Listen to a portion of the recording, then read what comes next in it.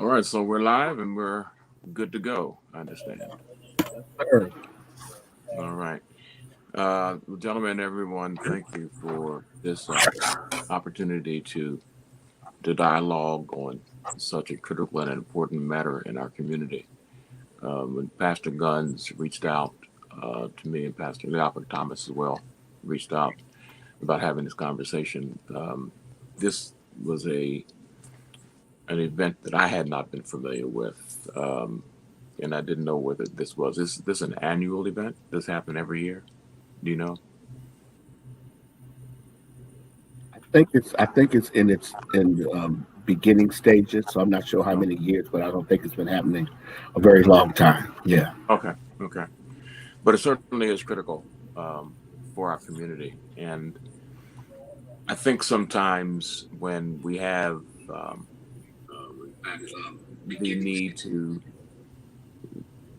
change the atmosphere between community and policing, or to enhance it, or even ask critical questions, I think sometimes there's a level of skepticism on both sides of the equation. And I think that that's something that needs to be ameliorated, because without trust, you really can't build community. It's a foundation of trust. And this is something that I know that John and Lee have already heard. But the reason why I say it is that the gentlemen who are with me today, or who I'm with today, the pastors, are pastors who believe in community reconciliation, believe in community cohesion, but it doesn't mean that we don't ask tough questions, because it's important for us to do that as a community. But oftentimes, people who ask difficult questions are categorized and put in the box of being anti, and that could be the furthest thing from the truth. I know me personally, except for Dale Carson, who I um, inherited, was not a good word, who was sheriff when I first got here in 1983 from Philadelphia. Personally, I've been an advisor to every sheriff in Jacksonville, Republican or Democrat. Most likely, probably other than that, probably all Republicans. Um, and certainly, when um, in the history of this community, personally for me, when there's been, um, so we say, questionable actions on the police's part, I've always been um, active in trying to help ameliorate that. And some of that calls for some significant change. And you see, Dale Carson, he retired in 1986, but some things that happened. And when looking at you guys' faces, I don't know sure whether you were born in '86 or not. Those of you who are on the force, I don't know, Crawford, maybe you were, but Rose, you don't look like you're born. Yeah, I was born then. I was born then. But I remember Dale. I remember Dale. 86, I 86, can't say the same. 86, Dale Carson retired, but one of the things that kind of precipitated its retirement, he may, in terms of his own history, he may have, what he's chronicled, said something different. But there was a tremendous amount of unrest, and it came from the shooting of an unarmed motorcyclist who was fleeing. He was weaving in and out of traffic, and he was actually being told stop, and he kept on weaving. And Officer R.K. John shot him in the back and killed him.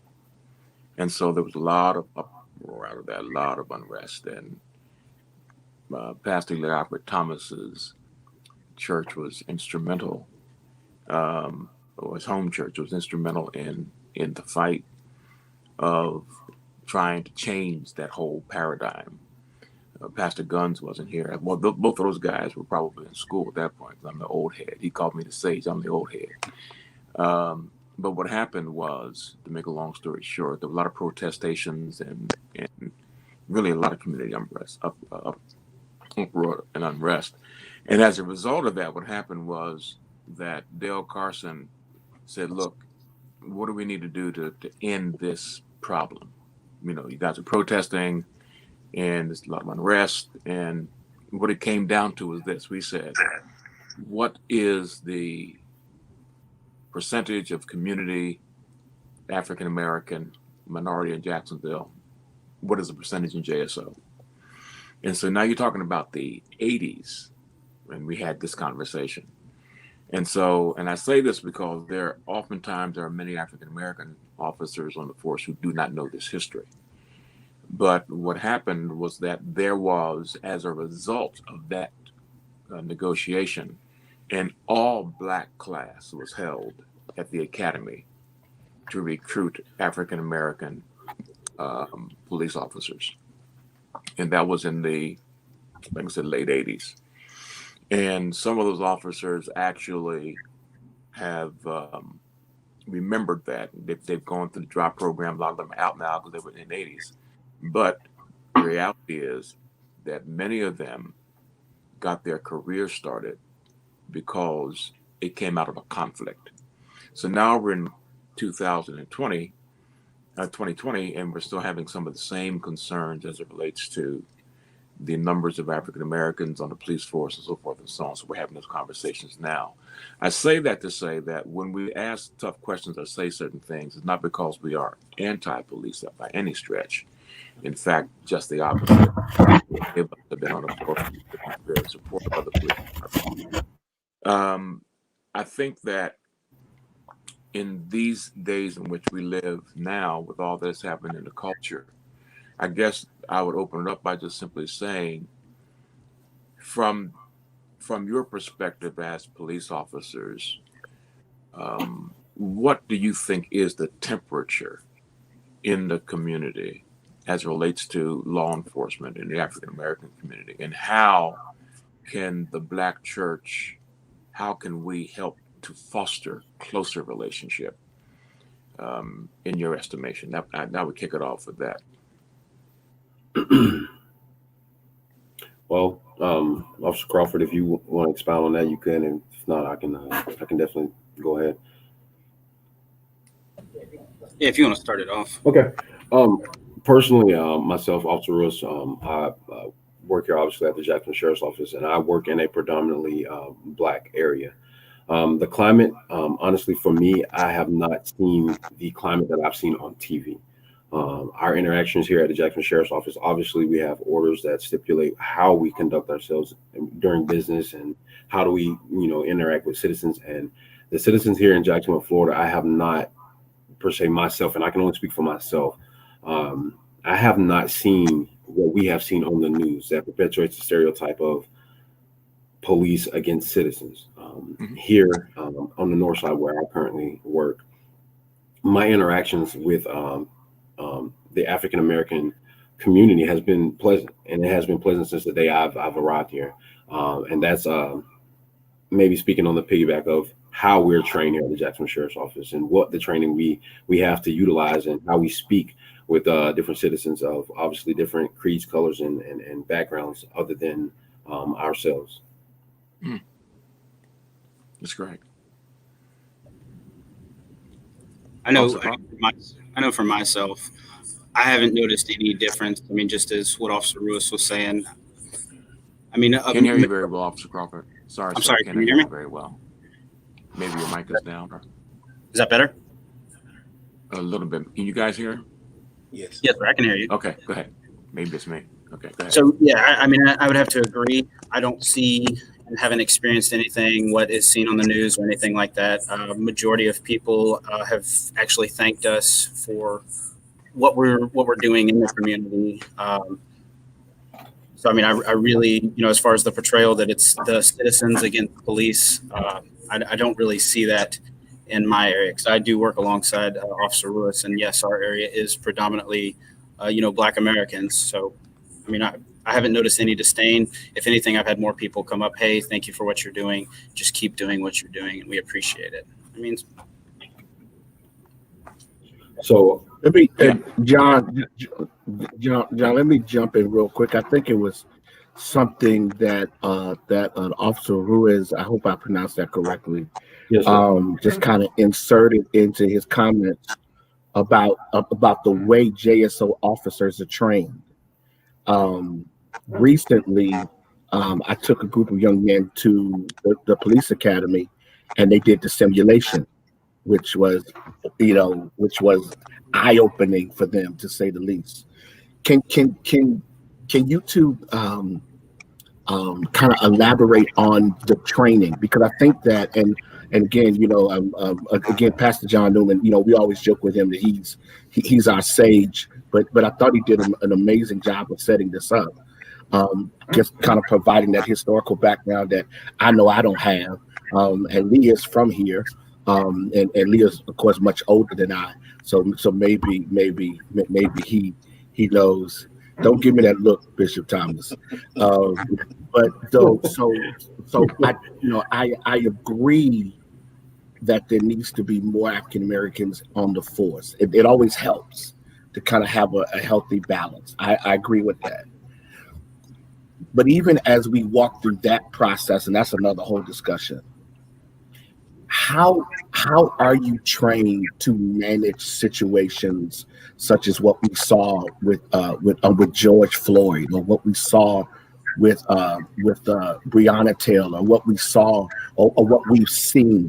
How does your training prepare you for those kind of moments? And in Jacksonville, how are you trained to handle particular situations so that they do not de-escalate into something that, of course, creates a because and I will say this: there's a guy by the name of Dr. Randy Nelson, who I'm sure you all may know. He works with JSO very closely, doing some community training with police. He makes this statement. He's made this statement the last few weeks, and it's really kind of hit me very hard. He stated that law enforcement was not designed to impact culture the way it does at times. But we all know that based upon one incident in Wisconsin or one incident in Minnesota, the whole country exploded. So the reality is that law enforcement can be a lightning rod for national protests. So with that kind of demand placed upon you, what does your training look like? And because I think most people don't know or understand, Officer Crawford, the level of training that you guys go through and what that looks like. So that was kind of my introductory statement. But ultimately, what does your training look like? So we go through basic law enforcement, which off the top of my head, I don't have how many hours that is, but it's several hundred hours by people who have not only done this job, but they know how to do it per FDLE requirements. And then after that, we go through additional training, specialized training, especially for JSO, and not only handling some of these high liability situations, because let's be honest, we can't, prepare for every type of situation that can come up, because it's always a very fluid environment. But they train us for all these different high liability situations that could possibly come about. And then they also train us on, some of the mental health aspects of things, as far as, critical incident management, as far as somebody who could be going through some type of crisis or something like that. But as far as that goes, there's that the training that they give us and then offer us additional training. There's several hundred hours of training and issues that make you think on the spot. And then a lot of it you just learn as you go, just because, you deal with the situation, and most of us learn better from going through and having experience. So obviously the more calls that we do, or the more situations that we are in, we learn from those and how to best guide that. And then we also have a lot of officers with a lot of experience who come out and they provide additional knowledge and basis on that. And then on top of that, we have our orders that come out, because there's always, every month, JSO does provide us with additional training opportunities, whether it be hands-on training or it be virtual training, to help negotiate this. And they've also invested a lot of money in SIM training, which I know you said that you went through the community program that JSO has put on. That's actually free to everybody. I know with the COVID, it kind of got maybe a little sidetracked at times, but I do know that so that way it puts, the normal person in situations that we may have to deal in and try to make a split-second decision on what we see. But coming back to that, there is a lot of training that we have went through. And then on top of the so we go through the BLE, which is several hundred hours, and then we go through our orientation phase, and then we go through further training where we ride with another officer. Right. So we can further get what knowledge we need to, so that way we can handle these calls to the best of our abilities. So all in all, it's almost right at a year that we actually have training before we actually put on, almost a year, right up to a year before you actually put on the street and you're actually handling calls that involve citizens. And one of the things that I love here, I was fortunate enough to work at a mental health facility before here, and so I kind of know the ramifications of what deals in that area. And one thing that I love about JSO is that we incorporate that into our training. And like Officer Crawford mentioned, not only do we go through that basic law enforcement training and then an in-house training, and then we have our actual FTO classes that you have to pass. JSO does a great job of offering officers like myself and Officer Crawford every month additional training. We're always having additional training at the academy that you at your own will can sign up for, and a lot of officers use this training in this time to kind of incorporate that into your skills and into your tool set. And I think here at the Jacksonville Sheriff's Office, we do an amazing job of actually giving our officers unbelievable resources to actually sharpen those tools that you actually have to have coming out of basic law enforcement training. So when you went through the community program, did you got to do the simulator where they put you in front of the screen and you reacted to different situations, correct? Yes, the young men did. I didn't do it. I observed, but the young men did the curtain exercise, and then they did the video simulator. And it was interesting because they walked away with a very different appreciation and understanding of what you just said. A lot of this is split second, and of course they're teenagers, so they don't have any level of training. Right. But I think I walked away from that moment, and Lee and John, I think this is just my own thought. I walked away from that moment kind of understanding how important training is in managing these situations, and then asking the more critical question of what is the extent of the ongoing training. We do have a question, and the question is, how often is that training required versus offered? The ongoing training, how is it required, or is it simply offered and the officers take advantage of it?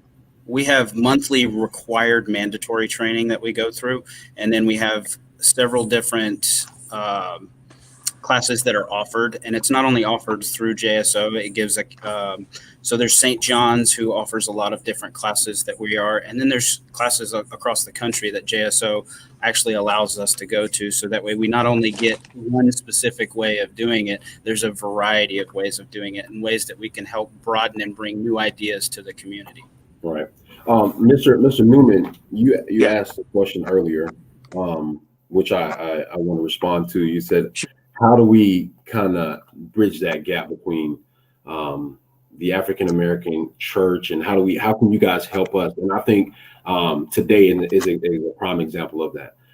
Being able to have these open dialogues, these open discussions, because a lot of things that problems that are facing the African American communities may be oblivious to officers who don't live in these communities or who don't frequently visit these communities. But we would never know that if we don't have these open dialogues, these open talks, these open communication settings, to where we can say, hey, this is what's going on from this side of the fence, and this is what's going on from the law enforcement side of the fence. And I think when you have a group of collective people who are here for one common goal, and that's to find peace, and that's to unify the American people, I think once you do that and you have these open dialogues, I think you start to open up a gate of communication that allows a trust factor to be set in place between law enforcement and the community.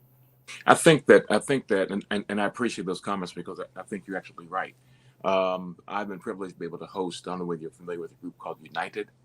Mm-hmm. That's ASO, that's FBI, that's Department of Justice, that's the State Attorney's Office, all of those elements, as well as the community. But we've been able to host them several times at the church building, pre-COVID, obviously.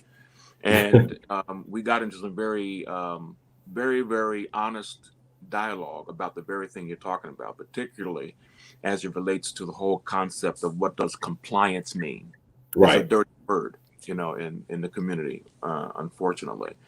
And how the process is, if you have a problem, then comply and then complain after, Mhm. as opposed to get, belligerent and Right. try to go at the police officer. Just, if you think you've been mistreated, it's all about the paperwork. Because Right. oftentimes, Right. for bad cops who make good cops look bad, Right. Right. there's not paperwork. Right. So it's about paperwork. But here's the other thing I want to mention about training, and I do understand, John. You get back some other questions, man. I do understand and appreciate um, the training issue or the training aspect, and that these are split-second decisions. I get that. But let me throw out a hypothetical, not hypothetical for me, but for you. I got a call one night about a young man who had been shot in the head.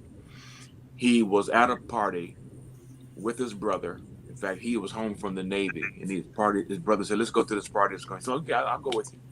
His brother got into an altercation, and the young man from the Navy, home just to be on leave for a few days, went to break up the fight, and he's the one who got shot in the head. Mm. I go to the hospital, and when I get to the hospital, he's brain dead. And because, thankfully, my understanding of neurology, I recognized that he was already gone. Um, but his family said, "Well, his heart's still beating," and so for them, that represented hope. And you can imagine why it would, the tragedy of the circumstance. The doctors come to me and say, with the family in the other room, said, "Pastor, um, we're under a tight window." I said, "Why is that?" He said, "Because the viability of his organs is on a clock, and we need his organs to be able to save some other lives." And so I said, "Well, that's not a problem. I'm sure." Just talk to his family. He said, "That's the problem. The family does not want to do it because they're in the throes of maybe he'll come back." And you can imagine the circumstance. Right. So they said, "Can you talk to the family Mm. about having them be willing to have him donate his organs?" And so I said, "Yeah." And so I went next door, and you can only imagine the situation. They're trying to process all of this. After the conversation, um, they said, "Okay, we'll do it." Now, could you guys have done that? Could I have had that conversation with that family? I wish I could hear you, but I can't hear him, Oh, unfortunately. you, My you, assumption would be, and I'm gonna ask the question and answer it. My assumption would be you probably wouldn't be comfortable doing that under Yeah. the Okay, um, I I've been a understand. paramedic. I've been a paramedic both in and out of the hospital. So I wish I could hear yes, you. sir, I would be comfortable with Prophet, I that can't hear you. situation. Somebody um, interpret Prophet for me. he basically said that with his training and experience as a paramedic, he would be comfortable doing that. Also, and I can say the same with my training and my background. I would be more than comfortable to talk to that family. I think, and that's the beautiful thing you have about policing. Um, we don't just wake up and say, "Hey, this is the job I want to do." We all come from different facets and different backgrounds, and we all bring different things to the table. And I think that with my background and Officer Crawford's respectful background as a paramedic, I have no problem going and talking to them. I have no problem whatsoever. And I think that also goes back to training. We are taught to, how to de-escalate situations when it comes to people, and obviously the loss of loved ones and the unfortunate event that we have to notify family of death notifications. And we are taught at the sheriff's office here how to deal with that. So I have no problem talking to that family No, whatsoever. I'm not suggesting that you wouldn't have the conversation. That's my point. Maybe a better way of putting it is this: when you're dealing with not only medical issues, which of course as a paramedic you would deal with, but you're also dealing with theological issues. Right. Correct. With where's God here? I don't Right. think Right. I'm equipped to handle that. You understand what I'm saying? I don't think the theological nuance of dealing with not just life and death, but with destiny and purpose and design. Right. So all of those things come into Right. play in that moment while the clock is ticking. Right. Okay. You're Right. absolutely. So what I'm I mean, trying to I know say where I'm here at. is the reason why I was able to do it is because I've been trained to do that. Right. Okay. I've been trained to do it. So I can go into there and I don't have any trepidation. I'm not afraid. I'm not concerned. I know the clock is ticking. I can talk to the doctors about the neurological implications and the cardiothoracic about what's going on with the heart and all the other stuff, right? I can have that conversation going on. I also have a conversation with them, explaining it and translating it so it makes sense to them. Right.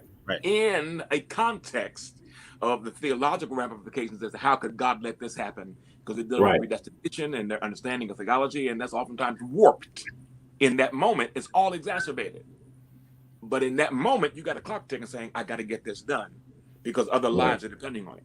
I would dare say, and I believe that you're absolutely being transparent and honest. I would dare say you'd be struggling in that moment. Oh yeah. To do all of it. Oh yeah. Now that you've clarified, yes. I was not, because I was trained. Yeah. So my point is, with the training comes responsibility. Mm-hmm. And when we look at, for instance, with the Breonna Taylor case, trained officers shooting blindly into an apartment, clearly something went wrong.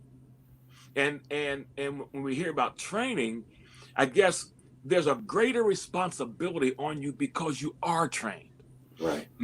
Most people don't know about the narrowing of the peripheral vision because of the stress and what happens within your body chemically, because you do lose that. People don't realize that you lose the auditory control, that there are times when you're telling people, hey, put your hands up or whatever, they don't even hear you. Right. Because auditorily, their brains have reacted and they can't hear you. You think they can hear you, but they cannot hear you. And then so, well, he didn't respond to my commands. He didn't hear you because of what's going on inside of him.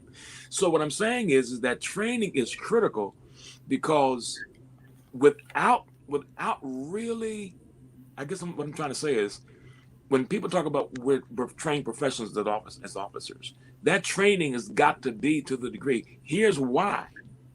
I know you got 1.5 seconds or 2 seconds or a split second decision, but you've got the training not to shoot somebody unarmed. Can I make a statement? So I'm just kind of, I don't know, maybe I'm not being articulate.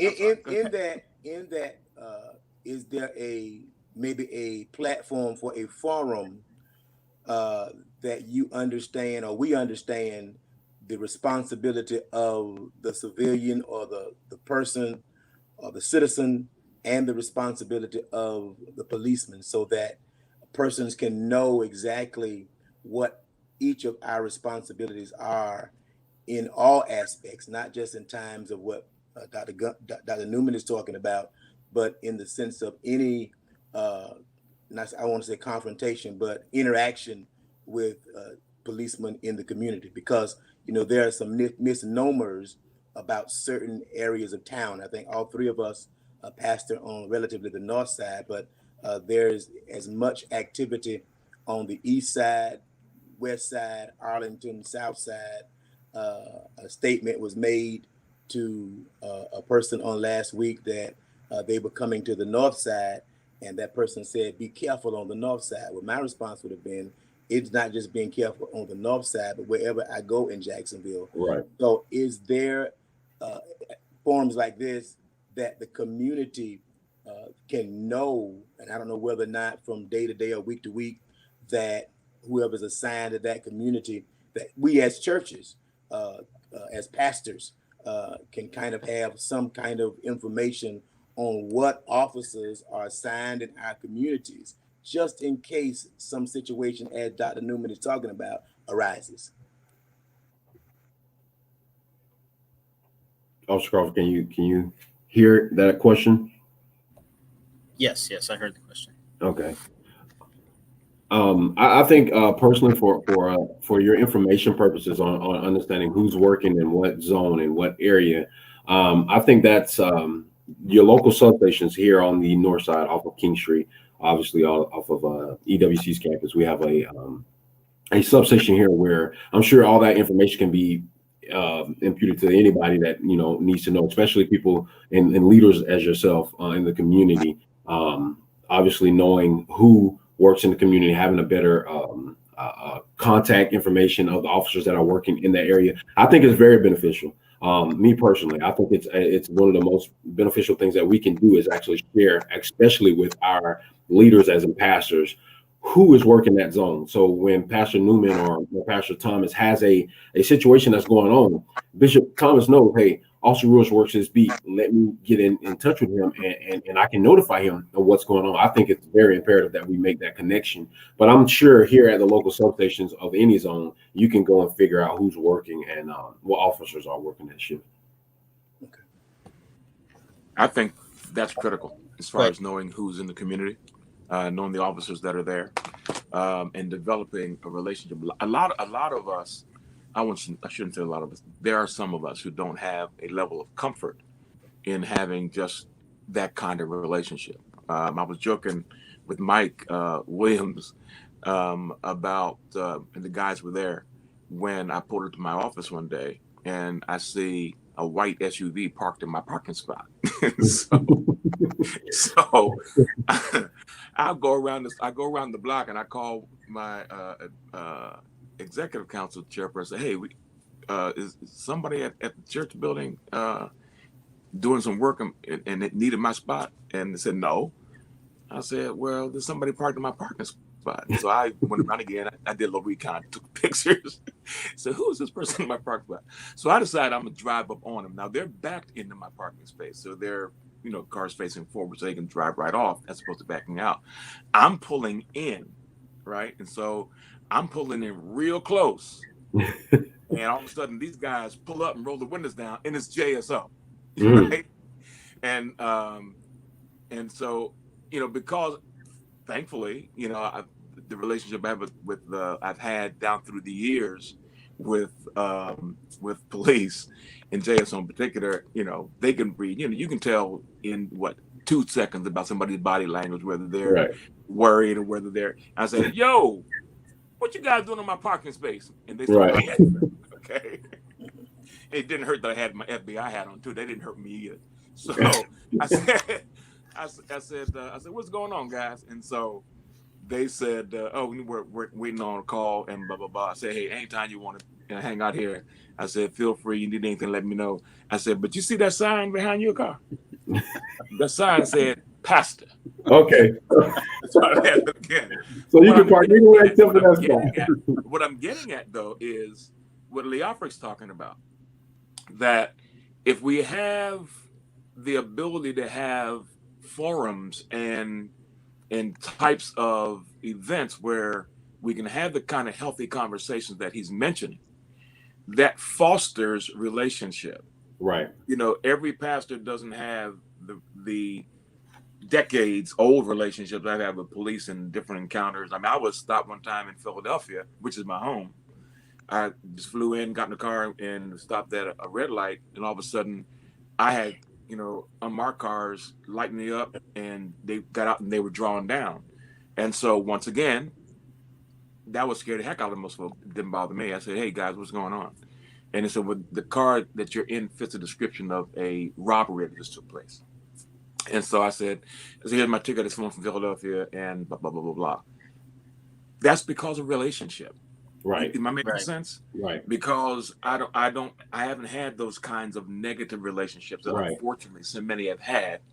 And because they see my body language, my communication, my nonverbals are like, hey, he's good.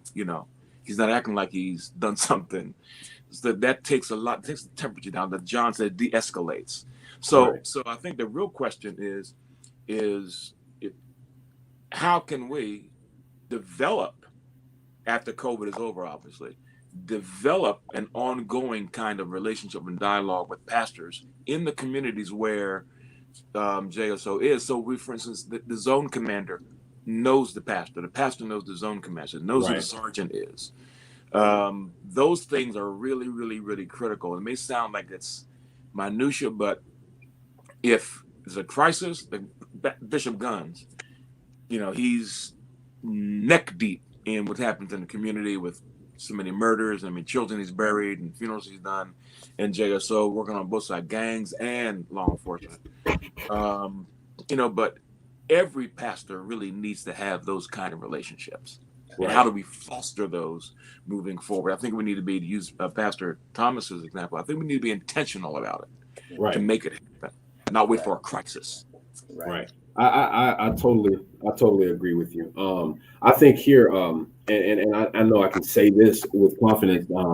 The actual chief that we have here, Chief Ellis Burns, is very instrumental with our community engagement, with us talking to the community and dispelling those unwarranted alarms or fear of the police. And I think that once we establish something that is long term, where we, if that's we're meeting every month or we're meeting every 3 weeks or every 2 weeks, whatever the case may be, I think that those relationships and those bridges have to be gapped. I don't think there's something that we need to, go back and forth over. It's something that has to happen. We have to have these open dialogues, these open discussions, and we have to be able to be transparent.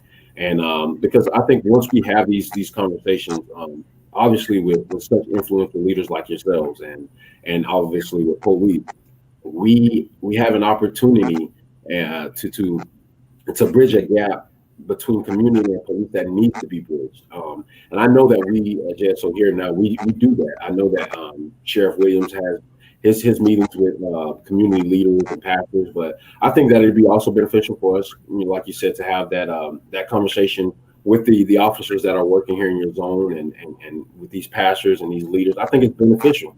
I think it's something that needs to happen.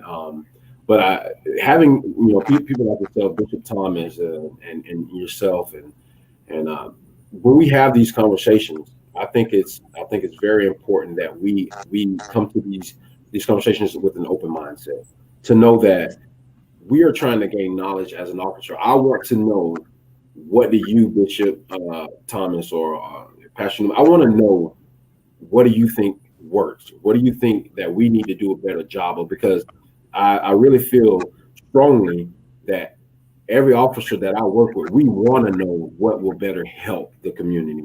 And a lot of times you don't get that just riding in a patrol car.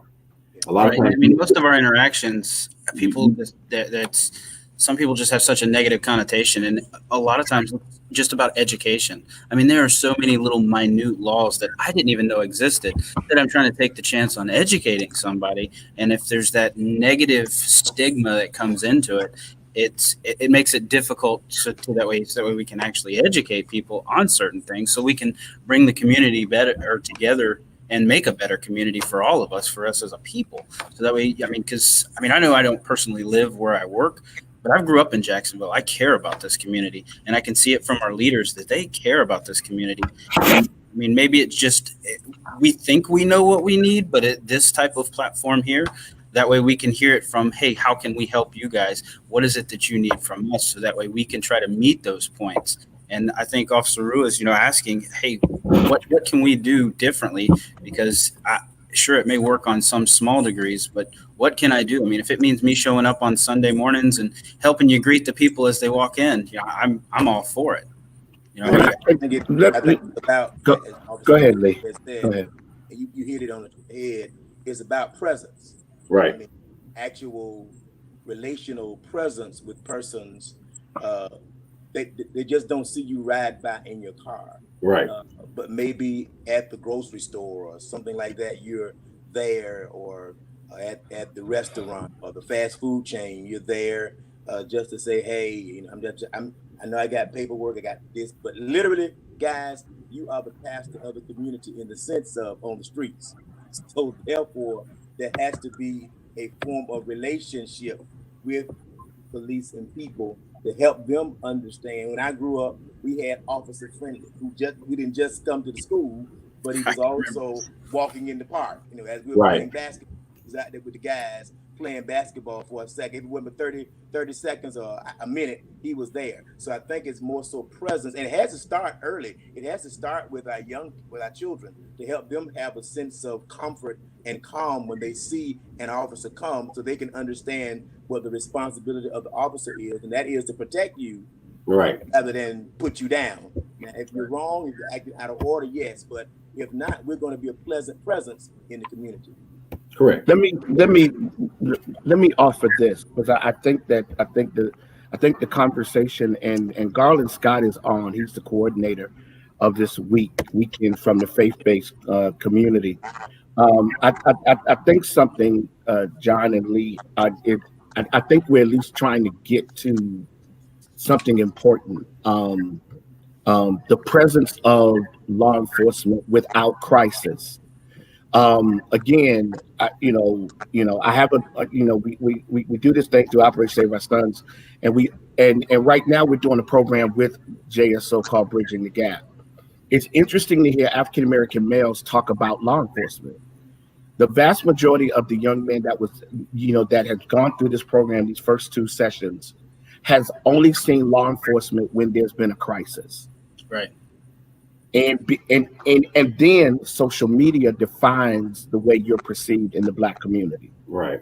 Because oftentimes the only time law enforcement is perceived in any way is through negative engagement. Here's my question to you. And you may know it and you may not know it, or it may be something that becomes a part of what Bishop Thomas and Dr. Newman are driving. What do you know about the community in terms of the organizations, the groups, and the churches that are doing particular types of work? If a child like yesterday, a kid accidentally shoots a peer at Reebok High School, of course, immediately you got those voices in the community. There you go, Black kids shooting each other. See, and Reebok is a school targeted to be rebuilt. A new Reebok High School is coming. So immediately you got some voices. The mayor is out there pushing this, pushing this tax increase, to partner with the schools, to get this, to get new Reebok High School built, right? But now they're going to be voices. Why are we going to invest money in that neighborhood? Those kids aren't any better, da-da-da-da-da-da-da-da. When Reebok High School has improved so much, until it's one of the better schools in this city, but nobody acknowledges that because it happens to be embedded in the north side where you guys serve. So, and I'm trying not to make a speech, but because I have a real question, and I think the real question becomes, what do you get? Tell us what you know about this community.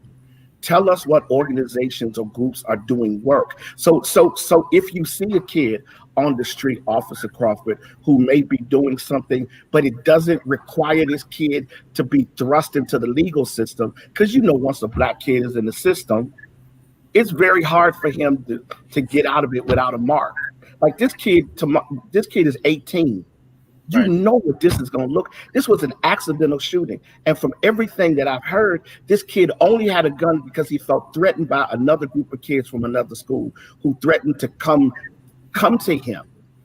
Now, we're not going to get into the gun culture thing because, those are my brothers. So we're not going to deal with gun control. But the reality for me right now is that here's a kid who is considered a good kid who could spend 5 years in prison. What is it that we offer in the community that you are aware of that you can direct families and children to so that they don't end up in certain situations? I think not only knowing the residents is important, but knowing the churches that do certain work, knowing the pastors. And okay. So are you all trained in on-ground information about the nature and the organization? And you don't have to say you are, because if you're not, then I think we got to do a better job of helping to educate you on what we offer so that you have those options. Does that make sense? Yes, sir, it does. And I agree with you wholeheartedly. And I wish that I had more information and education on some of the things that you guys can offer.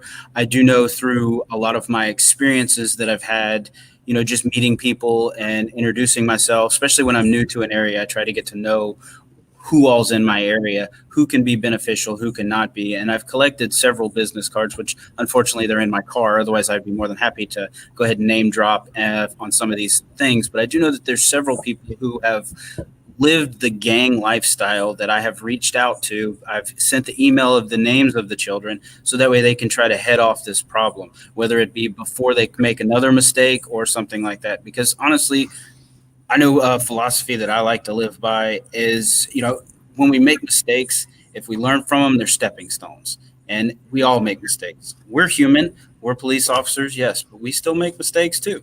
And if we learn from that mistake, great. We move forward as a human being. And so the more information we can gain and the more education that we can put some of these mentors that, some of the kids in the area can relate to, whether it be that they grew up in the same social situation, grew up in the same neighborhood, or even have the same circle of friends at one point, that they can really reach out. Because I know working in this area that is predominantly Black Americans, it makes it harder for me as a white American and a police officer to reach through and really grasp some of the issues that we can change these kids, because every kid deserves and needs that chance to know that, hey, somebody's looking out for me, and I'm not doing this alone. Well, I'll say this. Thank you for your honesty in this regard. The level of sensitivity that you must have as a white police officer in a predominantly African American community is far different than that of a Black officer in the same community. Not different in terms of function and responsibility, but difference in terms of cultural connection and optics. I'm using John Newman's word, optics, right? Because in a very real way, one of the things, because one of the questions that has been asked is the question of what is the goal, and I will push this out to. They're my brothers, so Lee and John, but also to you two. And first of all, thank you guys for coming on and being as approachable in this conversation. Thank you so much. That adds a positive. But one of the questions is what is the goal of having community and law enforcement build relationships? What should be, because right now people are watching, and so I'm sure some people are watching with skepticism, like here we go doing a public relations tour. But I really believe that there can come out of this, as John said and Lee said, some real conversation. So Lee, I'll start with you. What is the goal of us building relationship with community and law enforcement? Because I think people need to hear that's one of the questions. What is the goal to doing this? I think it creates and develops a sense of calm and relatability to the officers and the community when we know that if an officer approaches me, it's not necessarily always going to be confrontational or I've done something wrong. That we can filter that down to our young people, to the rest of our community. Because point case, and I don't want to jump off the grid, but I know we're talking about necessarily the north side, but there are African Americans all across this city, Mm-hmm. and I know for me at times, even though I may be known by certain JSO, I'm not known by all of them. And so therefore I kind of walk on eggshells or slow down or is uncomfortable when I see an unfamiliar JSO person pull up to me or approach me, because necessarily I'm an African American man living in a predominantly white community. Understand what I'm saying? So I think the goal, hopefully on the north side, is that, as I said earlier, that there is created a sense of presence, relational, that even if, Officer Crawford, I don't know your name, I know your presence in the community. And so I'm saying that I've seen you drive by, I've seen you doing something with the people, I've seen, other than just utilizing JSO as a job. And that's another issue. I think we can throw this out to you guys. I'm gonna be quiet. I think the issue is, I've heard both of you say that you love what you do, you have a passion for what you do. But my question to many officers would be, why did you become an officer?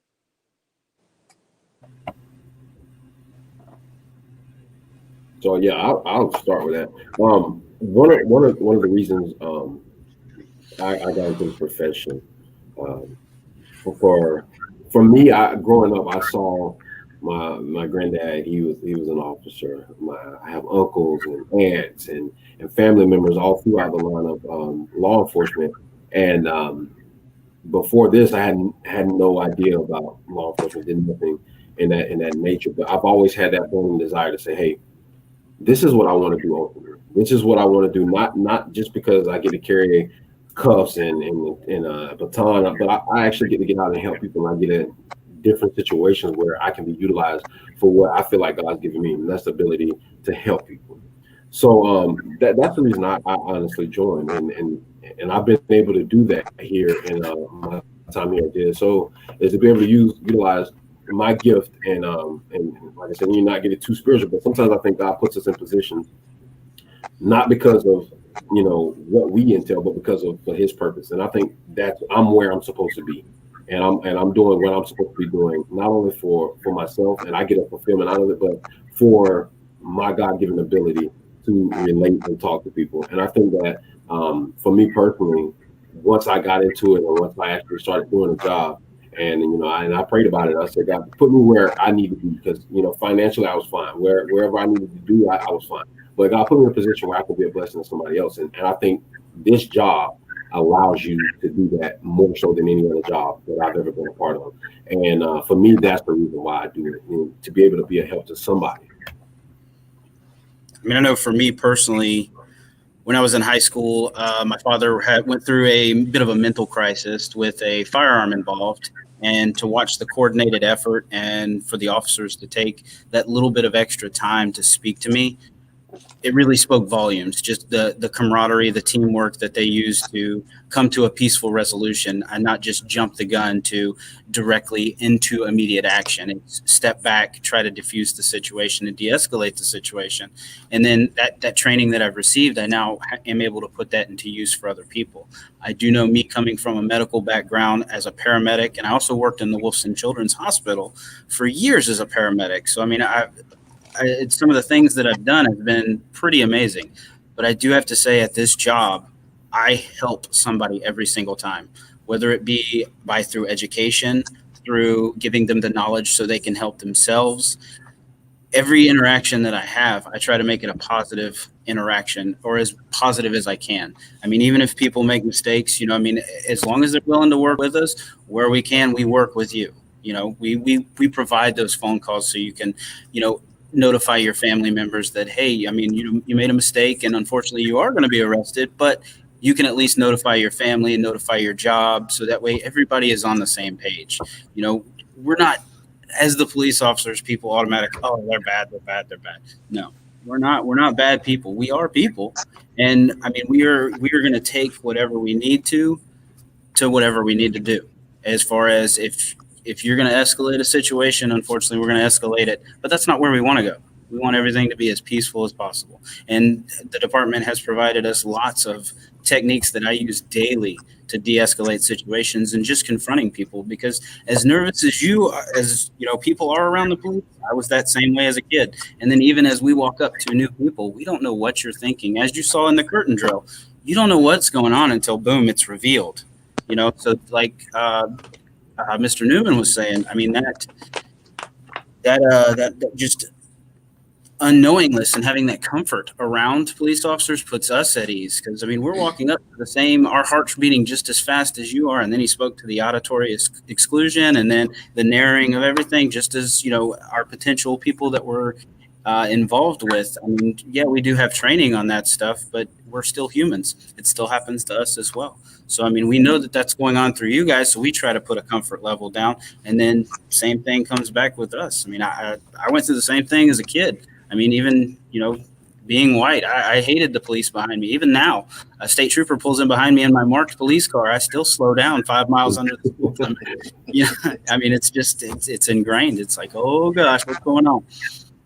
But I mean, it's this job has provided me so many opportunities to actually provide people knowledge and help them. And I mean, I know Sheriff Williams has set up a lot of different programs and stuff to reach out to the communities.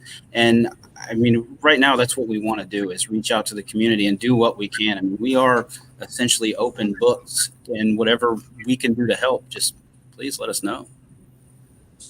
Let me, if I could, and thank you, Officer Crawford. And I can tell from the reactions of other brothers on the call that what you were saying was pretty powerful. Unfortunately, I couldn't hear you because Is of everybody else hearing me this okay? glitch. But we're about to wrap up. But let me just say a couple things. One of the greatest challenges, also, Officer, I almost called you Dr. Reese. Do you have a call on your life, man? It's called you Dr. Hey, if you go ahead and, hey, the Bible say where it's 2 or 3 gathered. Now, if you gonna speak it, now go ahead. But one of the greatest challenges is the difficulty in changing narratives. Mm-hmm. When narratives get set, they're very difficult to break through and to change. And as both bishops, Thomas and Guns, can attest, in every discipline, every profession, walk of life, occupation, whatever the case may be, there's what is seen and then there's what's unseen. There are the rules that are written in ink, and then there are the unwritten, unseen, but clearly understood realities as well. And one of the challenges is that, and this is where we're both challenged, is that for us as pastors, you have to also recognize, I'll probably take some heat for this. I need you guys to back me up. Not every pastor wants as much cohesion as you might think, Right. because there are some who benefit from the chaos because it unfortunately gives them a platform. And when guys like us come to the table who have no problem speaking truth to power, none of us do. I think you probably picked that up. And the history and the record speaks for itself. But sometimes we're held suspect just because we're having conversations with, narratively, within the narrative, the enemy. But because people's lives are at risk and on the line, it's a risk worth taking. Right. Conversely, you go through the academy and you come out with a TO, and you're in the streets for about a year being trained. But we also know that somewhere in an organization as good as JSO and the accreditation and everything else, and I think Mike's a good guy, Mike Williams, sheriff, I have no problem saying I think he is a good guy, that there are some bad training officers too. There's a culture that has to be addressed because, again, people's lives are on the line. And in order to foster this relationship, we're going to have to be careful not to pay attention to those screaming in the end zones, because most of us are in between the 10, 15, 20-yard lines. And we really want to work for a better and stronger community. And so just as we pastors have to be willing to tell some of our colleagues, hey, that's not helpful. What you're talking about is not helpful. And do you want reconciliation? Do you want a platform? I think it's incumbent upon JSO also to challenge bad police officers and the stuff that may not even get to the sheriff. While you're riding in the car with your partner, if you have a partner, and your partner says something that's whack, you need to check him or check her if you want to foster the relationship, because the narratives have to be broken down. Some of the narratives are just too concretized. So moving forward, I think you guys ought to give some consideration to what the next steps would be, because certainly this is such an important conversation. It doesn't need to be held once a year doing black and blue, blue and faith, or faith and blue. It needs to be ongoing. So what are your thoughts about that before we wrap up? I think it's like I told you earlier, I think it's important that it's ongoing. I think it's something that needs to be set in stone, that we have these kind of conversations, obviously when time permits for both parties, but we have these conversations continuously so that we understand and know, because just like policing, sometimes the church goes through changes. Sometimes, the county, the city, we all go through different changes, and we'll never understand those changes unless we have open conversations about it. And we have those open conversations frequently. If we continue to just have it once a year, then we're not going to get anywhere. That's not going to suffice. You have to set something in place that we have these open conversations and we have them frequently, so that we know this is what the community that I serve is going through. This is what the officers are facing on a daily basis. where do we come together to make this solution? And I think we only have that solution in place if we have these open conversations and we have them frequently. So moving forward, I would be more than apt to consider myself one of the officers, if it was possible, to be in these conversations, because we need these conversations. They're healthy not only for the community, but they're healthy for officers like myself. That, you know, sometimes you can go through this job and it can get stagnant and it becomes mundane, and you think, hey, this is another day. This is another day. This is how I handle this call, and this is how. But honestly and truthfully, when you're dealing with citizens and you're dealing with people in the community that we serve, maybe to you that's another call, but to them that may be their worst day, and they may be going through financial hardships, or they may be going through something that just happened to a loved one. We don't know. We don't understand the climate of the community unless we have these open discussions. So I'm fortunate enough to be on here today. I would love to continue this conversation if it's possible. I agree. I agree wholeheartedly with Officer Ruiz. I really appreciate, the leaders of the community reaching out to our leaders, and then not only taking it from the leaders, making sure that it trickles all the way down and giving us a chance to really shed the light so that we, it does bring a face, like you said, and it's not under just a crisis type scenario where it's either, hey, you're being pulled over or the police are called to your house for an unfortunate situation. I mean, we all go through issues, but for the first time that you see, somebody in a uniform, especially the police, that there is this, transparency between us and this open communication that we can always, just talk it out. So I really appreciate you guys giving us the opportunity to, be here and do this. And I agree. This should be an ongoing thing, not just once a year. I mean, as many times as it needs until we can get some form of change to where everybody is at least having a smile on their face. Well, I want to say, and Bishop Thomas, do you want to kind of give a final statement? Then I'll just close us out. So unmute yourself, my brother. That's the favorite phrase of the virtual world. Unmute yourself. Some of us got people we wish we could keep muted, but that ain't got nothing to do with this conversation. All right, go ahead. I think on the whole, this has been an incredible dialogue and discussion, and I agree that if we had opportunity to expand this conversation to many more faith leaders as well as JSO officers to get a sense of community, not just on the north side, but on all areas of town where African Americans are populated. I think it would go a whole lot easier when we have this dialogue. So thank you very much for the dialogue today, and we hope and pray that it will continue in the future. We to both of you, Officers Crawford and Ruiz, thank you both for taking time to do this, and where you can just kind of put the whole screen so everybody can be seen. I am appreciative, first of all, for the opportunity to have shared this space with two of what I think are some of the most insightful and impactful men I've ever met outside of regardless of industry. John Newman and Leofra Thomas are phenomenal, and have them to be a part of this, for us to do it together. It wasn't me as the leader, or Lee or John, it was us together, and in partnership with JSO.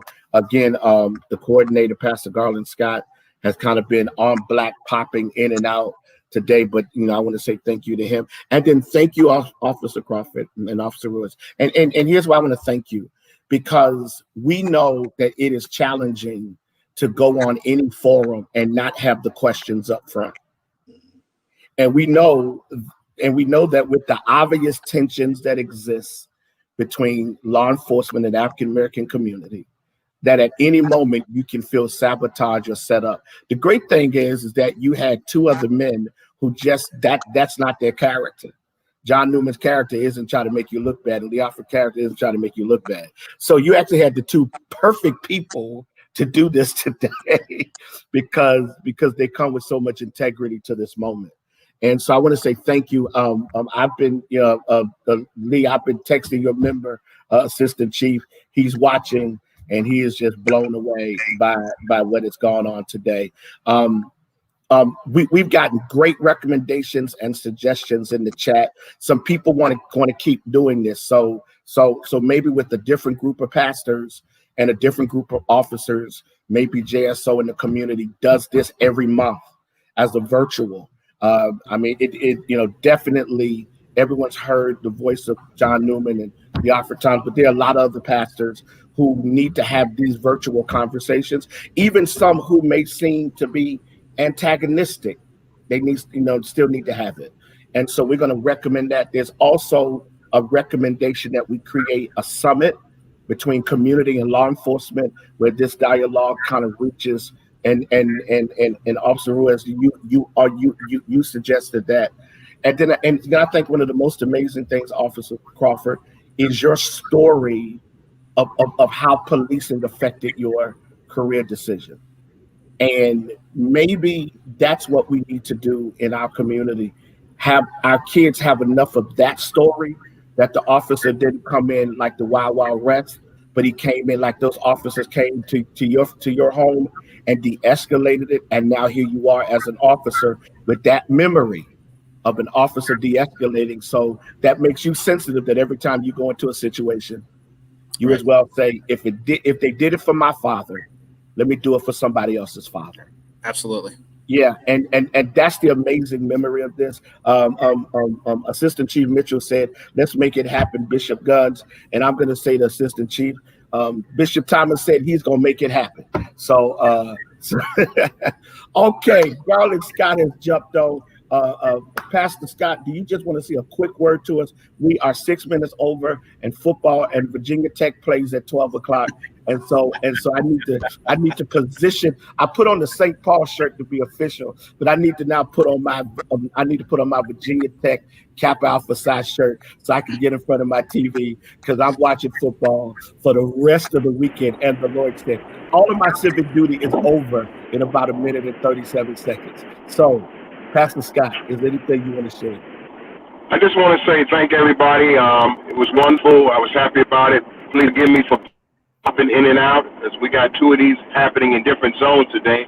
So I'm on my way to another one that's live, but I really think it should go on 2 monthly. I think all of you guys did a good job. As you guys are, you are the gatekeepers of the city. So I'm really excited that you guys are on here.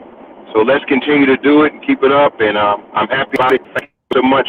Let's go enjoy our day and know that we banged on some blocks to get some community partnership going. God bless you and talk to you soon. All right. Thank you so much. Thank you. I'm so proud of this text that I just got, Bishop Thomas. I'm proud of this text. It's from one of my favorite nieces, Christian Thomas. She said, the conversation is awesome. Honestly, I think after speaking about this, you can all pitch something to JSO as a relational event. That girl is so brilliant. She must have got that from her uncle. Did I hear you say and so Yeah. we're getting amazing feedback from this. People are saying great information, and interesting enough, I think the climate and the culture of this moment becomes imperative. And as Pastor Newman so amazingly said, we got to change the narrative. He used some other big word, which is narrative. I didn't, narrative. I didn't know what he said. John, what was that word? What was that word again? I just want to hear the word so I can use it. Officer, switching the subject, Officer Ruiz was asking you about Kappa Alpha Psi. You didn't hear him. Oh, well, you want to pledge? Nah. Oh, bless the day. How are you? I knew I liked you. You are such a good person. You're my favorite officer. I didn't hear you. My brother, how are you? We'll talk about all that offline. You and that, listen, I want you to be the next sheriff. The fact that you're a captain, you need to be the next sheriff. We're not even going to bore people with the way that you pledge and all that kind of stuff. They decide Virginia Tech Spring 83. We're not going to do that. We're not going to waste your time. Oh, Lord. All right, we're not going to do that. We'll get together. Yeah, we're going to get together. We good. We good. Thank you, John Newman. You know I was just talking and I didn't hear nothing. All right. Love you guys so much. Listen, we are going to re-air this. Everybody watching, reshare this. It's now on YouTube. This is the first of what I think is a transformational conversation. And you two officers were the perfect choice. I need to thank Chief Burns for his selection. Yes. And John and Lee, no one better could have led this city in this initial conversation. Thank you guys so much. Be safe. Remember, do the right things. Don't listen to stupid people who tell you do the wrong things.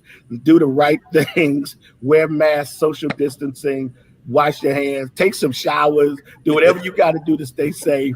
And in the words of my brothers, we will see y'all in church sometime the first of the year. Amen. Y'all take care. And officers, stay safe and Thank keep you. protecting our community because we can't do Thank it you. without you. Thank you guys. Take care, so much. everybody.